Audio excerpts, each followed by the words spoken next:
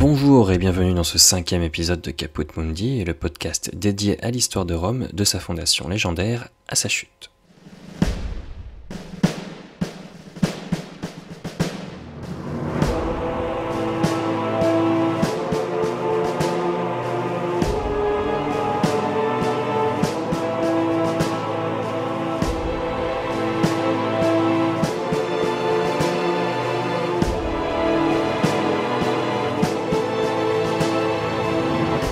Dans l'épisode d'aujourd'hui, je vous propose de nous intéresser aux premières heures de la République romaine.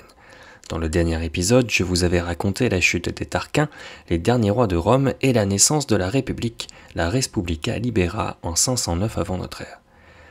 Aujourd'hui, je vous propose d'avancer jusqu'à l'année 494 avant notre ère, moins d'une décennie depuis la fondation de la République, à un moment où l'organisation sociale de la cité et le contexte extérieur pèsent sur l'oligarchie en place. La conséquence de tout cela est la création d'une nouvelle charge, le tribunat de la plèbe, un titre, nous le verrons, qui gagne en importance tout au long de l'histoire de Rome. Le récit que je m'apprête à vous raconter est inspiré des récits de Tite-Live, Denys d'Halicarnasse et Dion Cassius. À la suite de ce récit, nous verrons en quoi la lutte de la plèbe contre le patriciat a changé la face de Rome pour les siècles à venir. Je vous raconte donc le serment de la plèbe, le conflit des ordres dans Caput Mundi.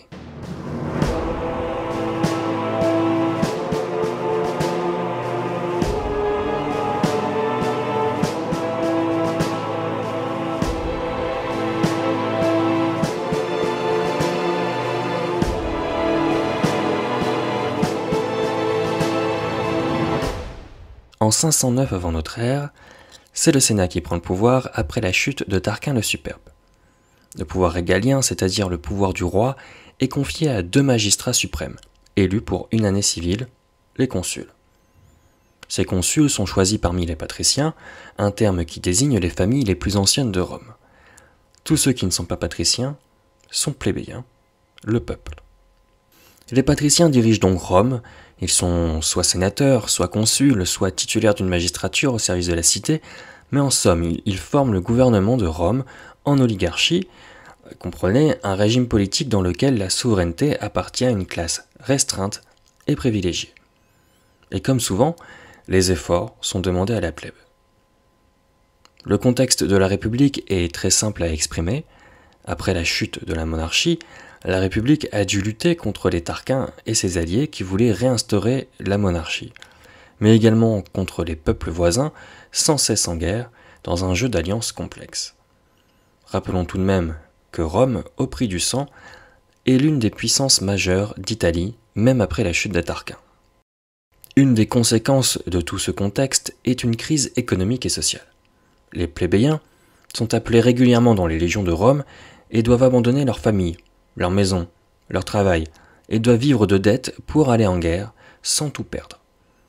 Une dette qu'ils contractent auprès des patriciens. Et ceux qui ne règlent pas leurs dettes sont privés de liberté et réduits en esclavage. Une situation et une emprise de la plèbe qui devient inacceptable à l'approche d'une nouvelle guerre. La guerre approchant, la mobilisation est demandée par le Sénat. Mais les plébéiens, endettés ou privés de liberté, ne l'entendent pas de cette oreille. « Et quoi, disaient-ils, dans leur indignation, nous qui combattons au-dehors pour la liberté et pour l'Empire, nous ne trouvons au-dedans qu'une captivité et une oppression. La liberté du peuple romain est moins en danger durant la guerre que durant la paix, au milieu des ennemis que parmi des concitoyens. » Laissez-moi vous citer Tite-Live.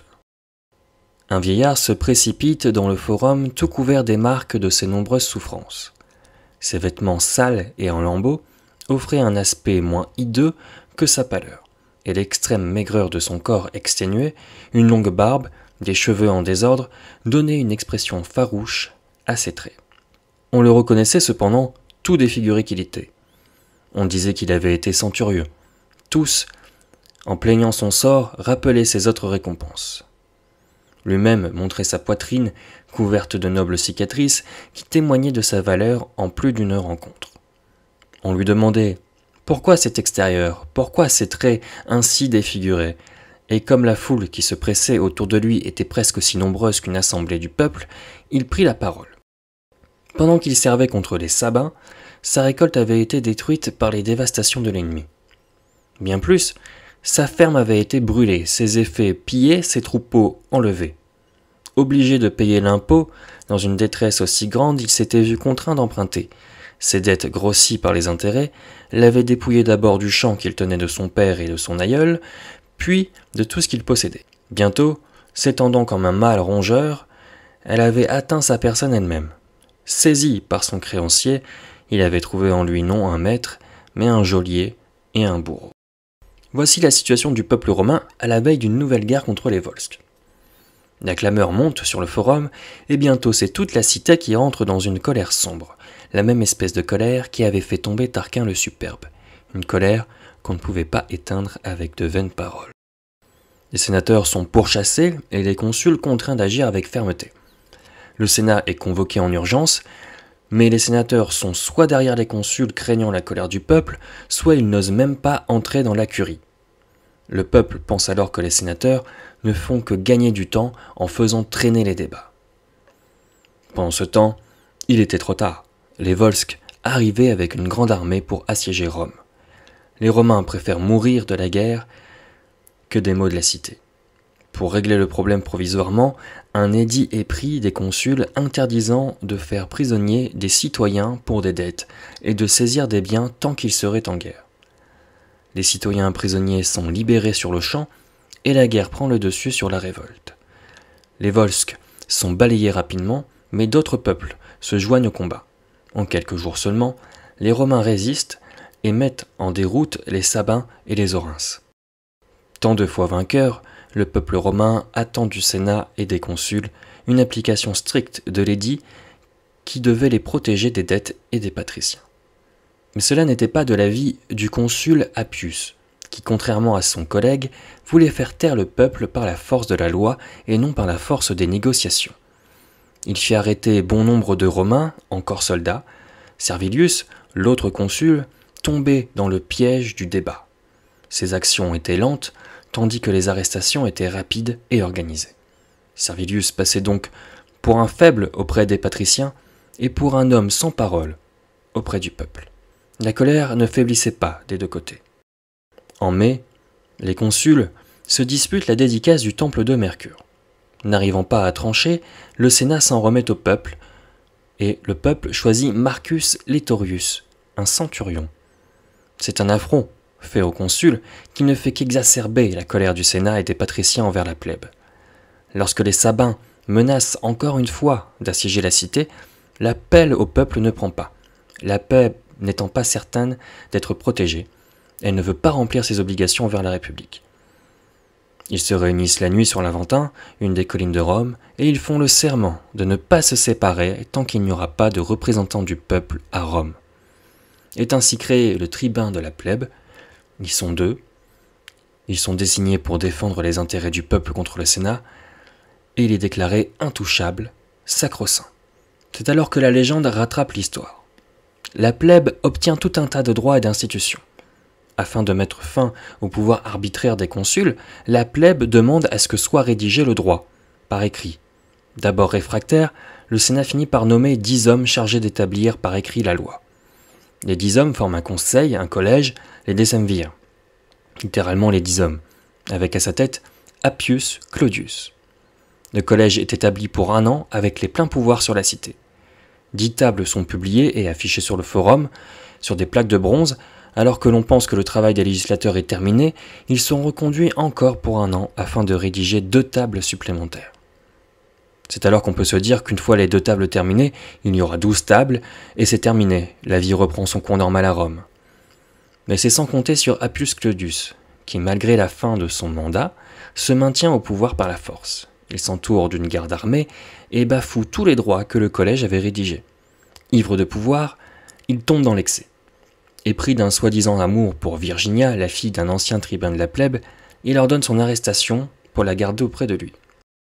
Alors que les licteurs s'apprêtent à l'interpeller sur le forum, le père de Virginia préfère tuer sa propre fille plutôt que de la laisser aux mains d'Appius Claudius. En réaction à ce meurtre, le peuple se soulève contre Appius Claudius et la plèbe fait à nouveau sécession en quittant la cité pour s'installer sur le mont sacré. Des soldats, dirigés par le fiancé de Virginia, se rebellent et rejoignent le peuple en sécession et campent sur l'Aventin. Pour le Sénat, c'en est trop. Les décemvirs rendent le pouvoir, les consuls et les tribuns de la plèbe sont réinvestis, la loi est appliquée et Appius Claudius est arrêté. Tite-Livre raconte que Appius Claudius a tenté de faire appel à son procès, appel aux tribuns de la plèbe, les mêmes contre qui il avait usurpé le pouvoir et tenté de voler sa fille. Appius se suicide en prison et la vie reprend, doucement, à Rome.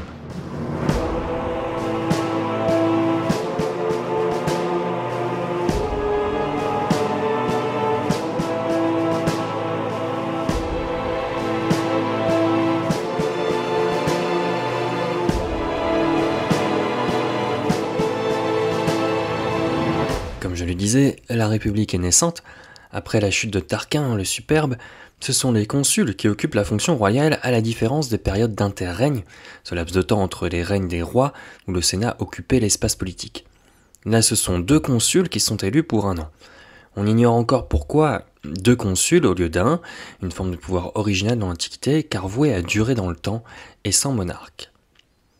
Les consuls sont issus, pour l'heure, des familles les plus anciennes de Rome, et on a tendance à expliquer cette division de la cité romaine entre les patriciens, les pères de la cité, les Romains d'origine, et les plébéiens, le peuple, les Romains de l'immigration, ceux qui sont arrivés par vagues successives depuis la fondation de Rome.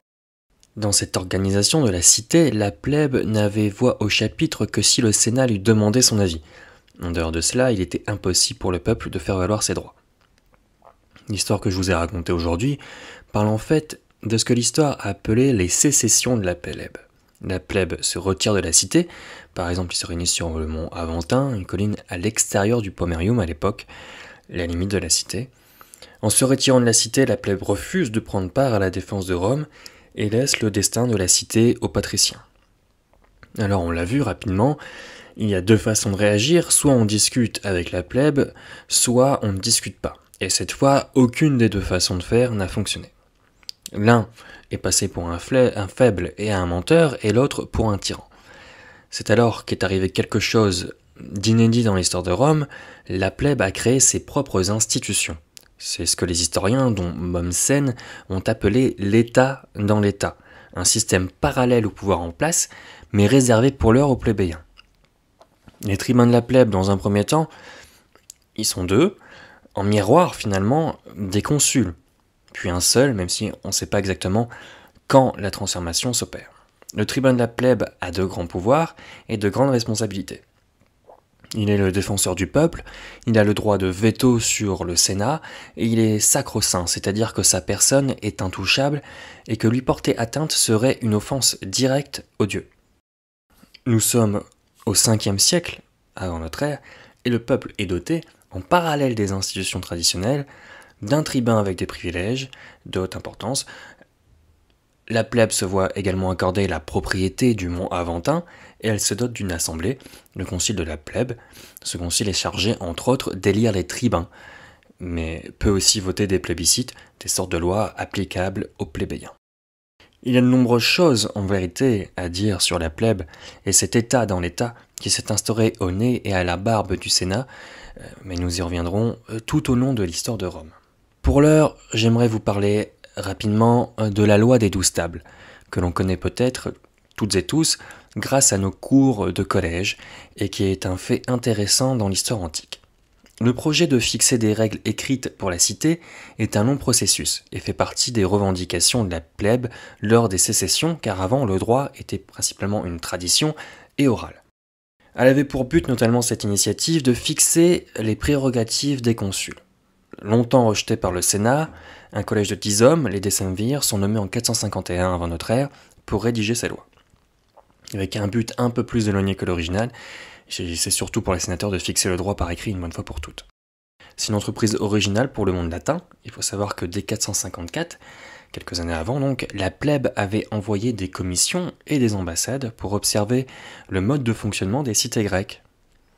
Les 12 tables sont donc des lois inscrites sur des plaques de bronze et qui traitent d'un tas de sujets sur tous les niveaux de la vie. Par exemple, sur les dettes, sujet de discorde initial, Le droit est inscrit et est le même pour tous. Il y a aussi des lois sur la succession, sur les rites funéraires et le mariage.